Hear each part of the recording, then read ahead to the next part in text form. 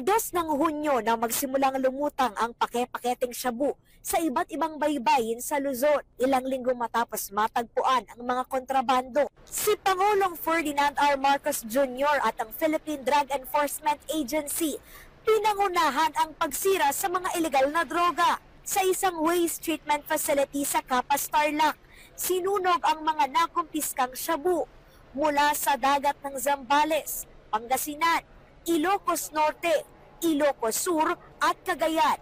Kasama rin ang mga nasabat na marijuana, ecstasy at cocaine mula sa mga anti-illegal drug campaign ng pamahalaan. Kailangan tiyakin natin na yung mga nahuhuling drugs ay talagang sinisira at wala nang pag-asa na bumalik pa na maibenta pa, na makuha, ibang i-report. At alam naman natin kung ano yung mga ibang pangyayari na nakikita natin. Very, very solid yung system natin from the capture and of the illegal drugs all the way until the destruction of the illegal drugs also. Papalo sa 9.48 billion pesos na halaga ng illegal na droga ang sinira sa pamamagitan ng incineration o pagsunog dito sa Capas, Tarlac.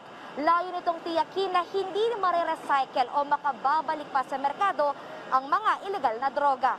Mismong si Pangulong Marcos ang nagpaliwanag ng proseso ng pagsira ng mga kontrabando. This will be, the chamber's temperature will be raised to 700 degrees Celsius, which is hot enough to destroy all of the active elements within the drug.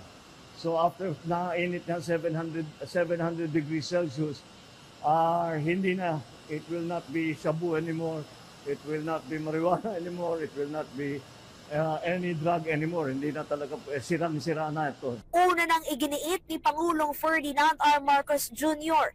ang pinalakas at makataong bloodless campaign laban sa droga. Ito ang pagsupil sa mga maliliit na sangkot sa droga at pag-target sa mga sindikato.